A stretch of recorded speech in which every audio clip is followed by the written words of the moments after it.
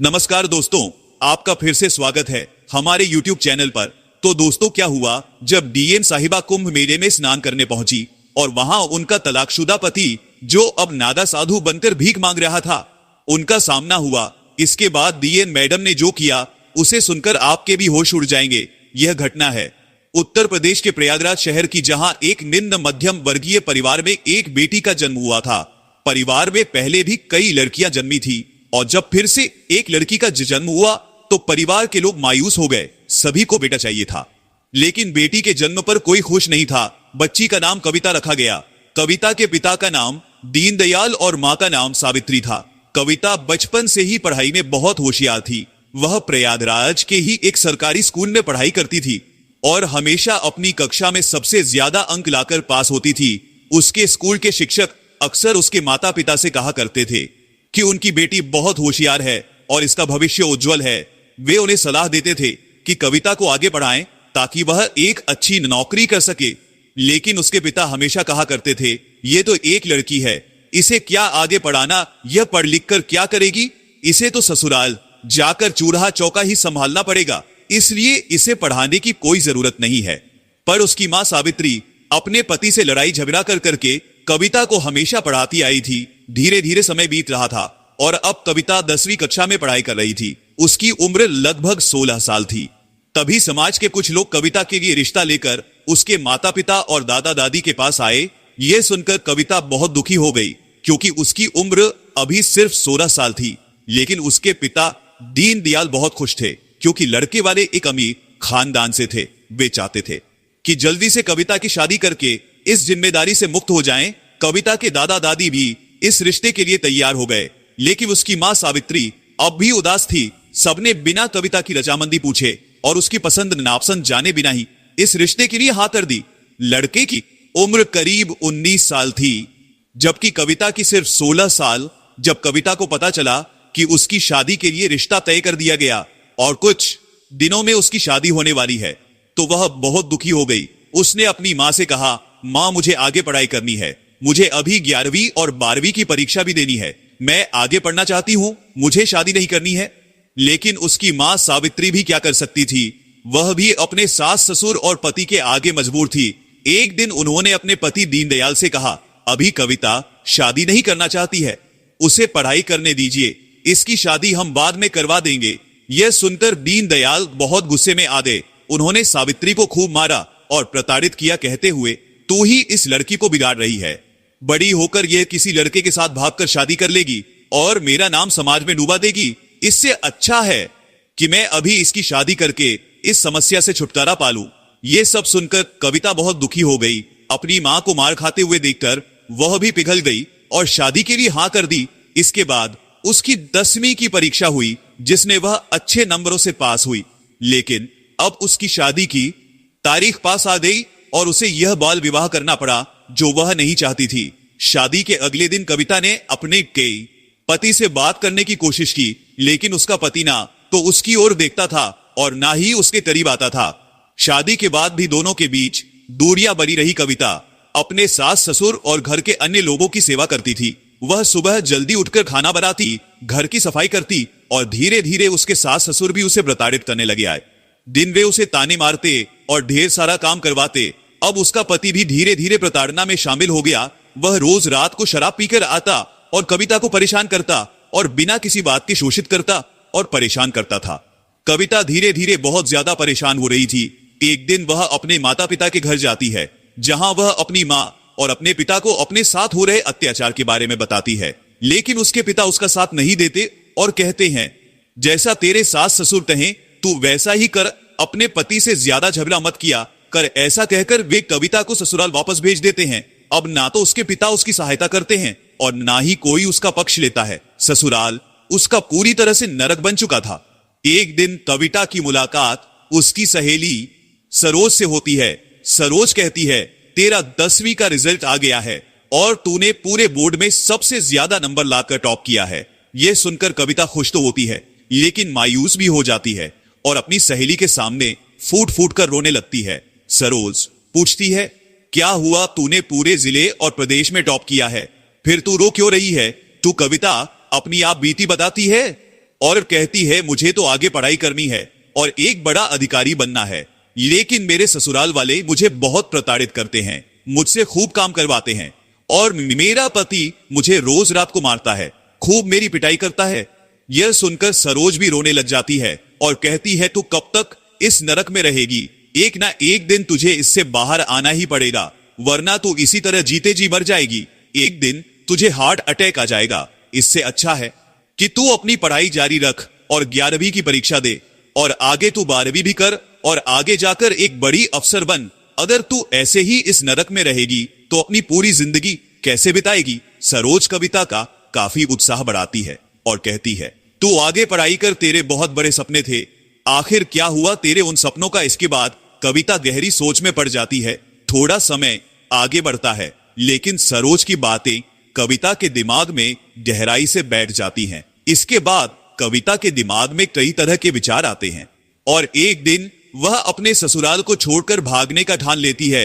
एक रात वह अपने कुछ गहने जो उसके माता पिता ने उसे दिए थे लेकर ससुराल छोड़ देती है और बस पकड़कर दिल्ली चली जाती है। वहां उसकी एक सहेली रहती थी, वह दिल्ली में ही रहकर अपनी आगे की पढ़ाई पूरी करने लगती है। कविता दिल्ली के एक सरकारी स्कूल में दाखिला लेती, जहां वह अपनी 11वीं की परीक्षा देती है और 12वीं में भी दाखिला मिल जाता है। वह छात्रवृत्ति के आधार पर अपना दाखिला लेती है और अपनी दोस्त के घर पर ही रहती थी। उसके पास कुछ पैसे और गहने भी थे जिससे उसका गुजारा चलता था। धीरे धीरे समय आगे बढ़ता है। उसके माता पिता और ससुराल वाले कविता को ढूंढ ढूंढ कर हार मान चुके थे। उधर कविता अपनी आगे की पढ़ाई जारी रखती है। समय के साथ वह 12वीं कक्षा में भी अच्छे नंबरों से पास हो जाती है। इसके बाद उसके अच्छे परिणाम के आधार पर उसे एक अच्छे कॉलेज में एडमिशन मिल जाता और वह बीए की परीक्षा में भी काफी अच्छे नंबर लाकर पास होती है और अपना नाम रोशन करती है। अब उसका लक्ष्य आगे एक बड़े अफसर बनने का था। एक दिन उसके कॉलेज में दिल्ली की कलेक्टर मैडम आती है। कलेक्टर मैडम अपने भाषण में अपने जीवन के संघर्षों को भी बच्चों के साथ साझा करती हैं। कविता कलेक्टर मैडम की कहानी सुनकर बहुत प्रभावित होती है और वहीं से कलेक्टर बनने की प्रेरणा पाती है।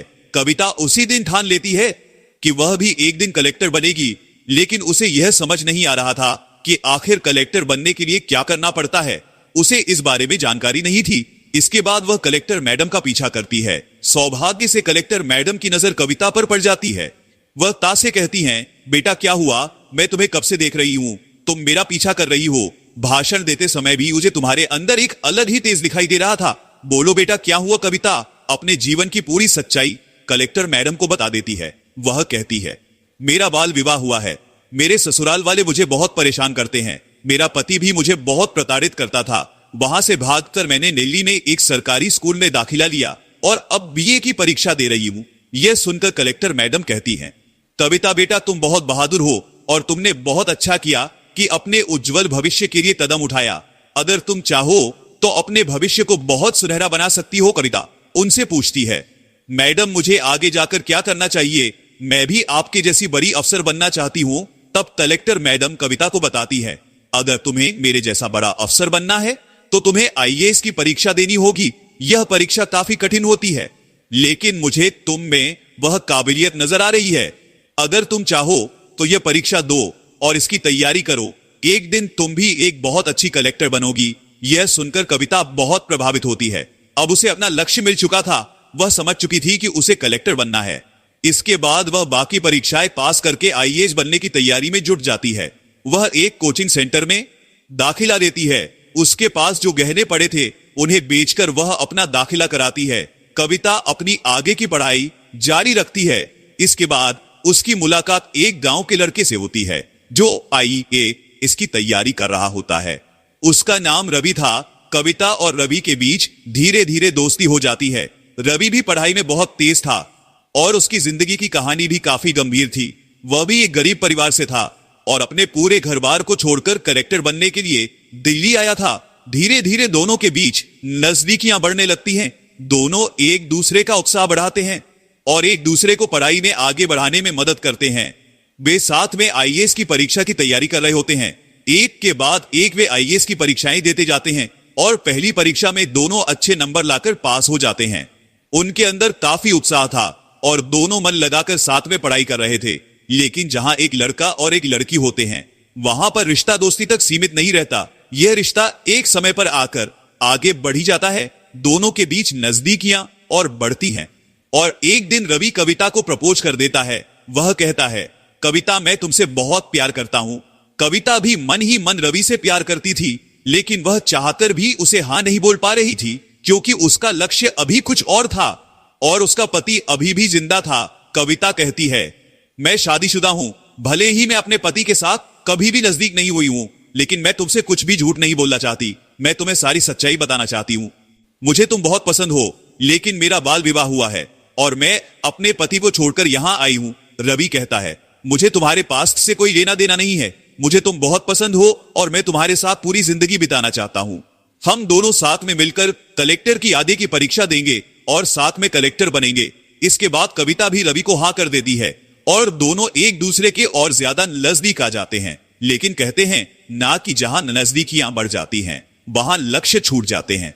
और हुआ भी यही। धीरे धीरे रवि का पढ़ाई से मन हट रहा था, जबकि कविता का ध्यान अपने लक्ष्य पर केंद्रित था। वह अपनी परीक्षा की तैयारी पूरी जोरों शोरों से कर रही थी, लेकिन रवि के मन में सिर्फ कविता के ही ख्याल थे। अब अगली परीक्षा आ चुकी थी। कविता ने अपना पेपर खूब अच्छे से दिया और रवि ने भी अपना पेपर दिया, लेकिन परिणाम उम्मीद के बिल्कुल उलट निकले। कविता अपनी परीक्षा में अच्छे नंबरों से पास हुई, जबकि रवि फेल हो जाता। यह देखकर रवि काफी ज्यादा दुखी हुआ। कविता ने भी रवि से कहा, हम कुछ समय के लिए अब दूर रहेंगे, क्योंकि अगर हम दोनों ऐसे ही साथ रहेंगे तो इसका असर हमारी पढ़ाई पर पड़ेगा और अब आखिरी पड़ाव आ चुका है। कविता ने रवि की बात सुनी और खुशी के मारे उसकी आंखों में आंसू आ गए।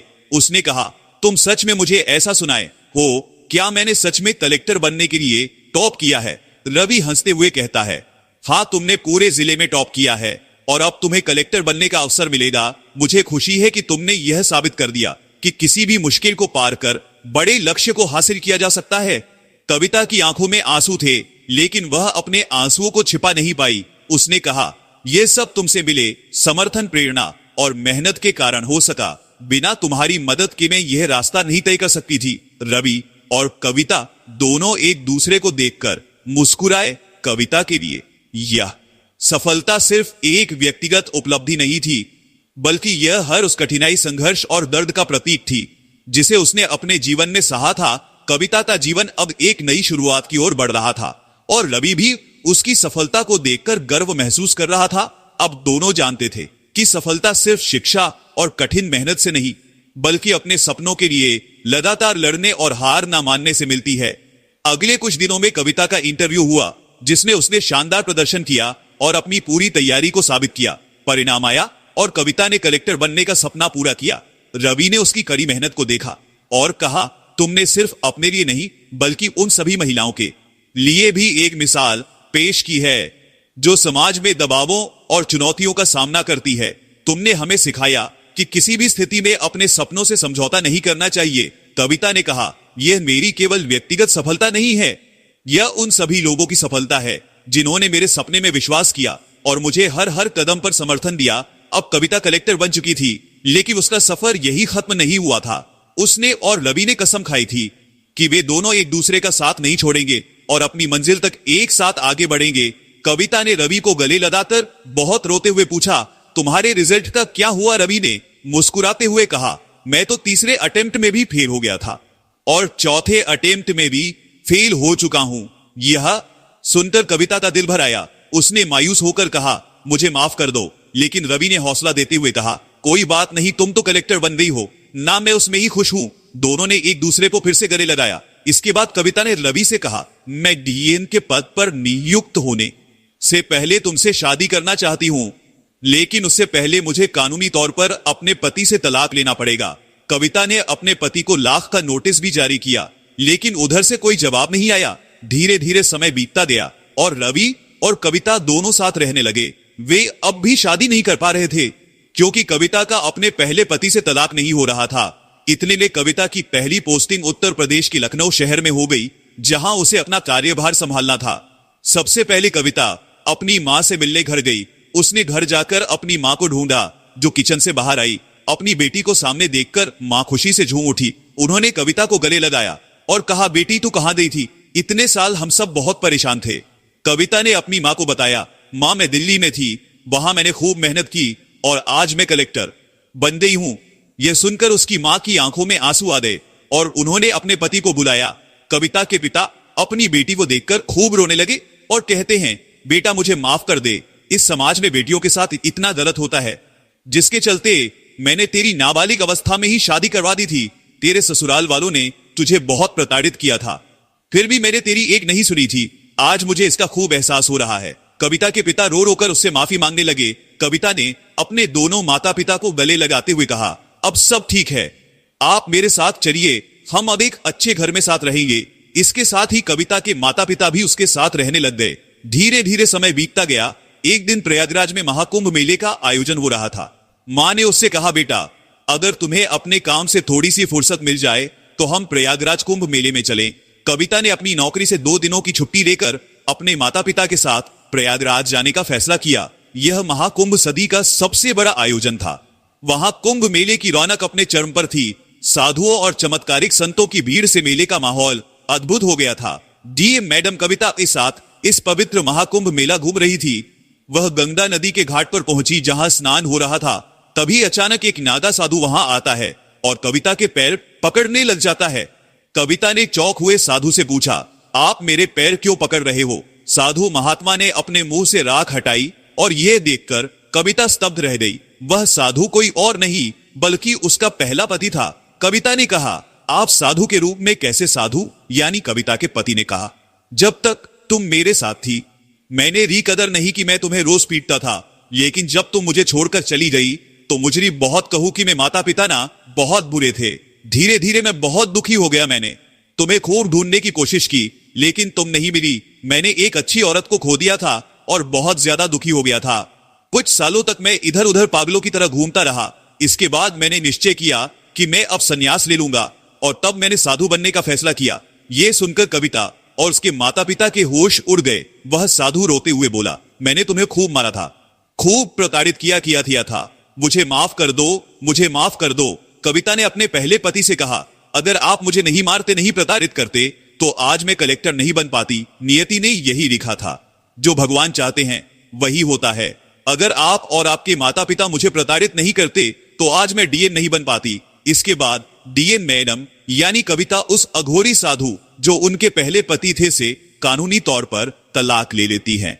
तलाक के बाद कविता और रवि की शादी होती है। उनकी शादी बेहद धूमधाम से होती है और दोनों एक दूसरे के साथ प्रेम पूर्वक रहने लगते हैं। शादी के बाद कविता और रवि ने एक दूसरे के साथ मिलकर अपनी अपनी जिम्मेदारियों को बखूबी निभाया। कविता ने अपने डीएम के पद पर रहते हुए समाज में कई सकारात्मक बदलाव लाए। उन्होंने महिलाओं के अधिकारों और शिक्षा के लिए कई योजनाएं शुरू की, जिससे कई लड़कियों को अपने सपने पूरे करने का मौका मिला। रवि ने भी अपने कलेक्टर बनने के सपने को फिर से जीने का फैसला किया और कविता के समर्थन से एक बार फिर से परीक्षा की तैयारी शुरू की। इस बार रवि ने पूरी लगन और मेहनत से पढ़ाई की और आखिरकार वह भी कलेक्टर बनने में सफल हो गया। दोनों ने अपने अपने क्षेत्रों में आदर्श बनकर समाज के सामने एक उदाहरण प्रस्तुत किया। उनकी कहानी ने न केवल लोगों को प्रेरित किया बल्कि यह भी दिखाया कि अगर सही समय पर सही फैसले लिए जाएं और सच्चे साथी का साथ हो तो किसी भी मुश्किल को पार किया जा सकता है। उनकी सफलता की कहानी पूरे देश में चर्चा का विषय बन गई और कई युवा उनके जीवन से प्रेरणा लेकर अपने सपनों को साकार करने के लिए आगे बढ़े। कविता और रवि का जीवन एक प्रेरणादायक कहानी बन गया जो समाज में परिवर्तन और उम्मीद की किरण लेकर आया। दोस्तों, इस कहानी का उद्देश्य किसी को दुखी करना या किसी की भावनाओं को ठेस पहुंचाना नहीं है। हमारा उद्देश्य आपको जागरूक और सतर्क करना है ताकि आप इन कहानियों से सीख लेकर समाज में एक सकारात्मक बदलाव का हिस्सा बन सके। कहानी का संदेश, कविता और रवि की कहानी हमें सिखाती है कि जीवन में कितनी भी कठिनाइयां आए, अगर हम अपने लक्ष्य पर दृढ़ रहते हैं और सही मार्गदर्शन पाते हैं तो कोई भी बाधा हमें रोक नहीं सकती। यह कहानी महिलाओं की शिक्षा, आत्मनिर्भरता और समाज में समानता के महत्व को भी उजागर करती है। समाज को संदेश, इस कहानी से हमें यह सीखने को मिलता है कि हर व्यक्ति को अपने अधिकारों के प्रति जागरूक होना चाहिए और किसी भी प्रकार की प्रताड़ना को सहन नहीं करना चाहिए। हमें महिलाओं की शिक्षा और स्वतंत्रता का सम्मान करना चाहिए और उन्हें आगे बढ़ने के लिए प्रोत्साहित करना चाहिए। आपसे से निवेदन है कि हमारे आपको क्या सीख मिलती है। हमारे देश में आज भी कई ऐसी जगह हैं जहां बाल विवाह जैसी कुप्रथाएं जारी हैं। कई लड़कियों के माता पिता उनकी बचपन में ही शादी तय कर देते हैं, जिससे उनके सपने अधूरे रह जाते हैं। आपकी इस पर क्या राय है? दोस्तों, कैसी लगी आपको हमारी ये वीडियो? अगर अच्छी लगी है तो चैनल को सब्सक्राइब करें। धन्यवाद।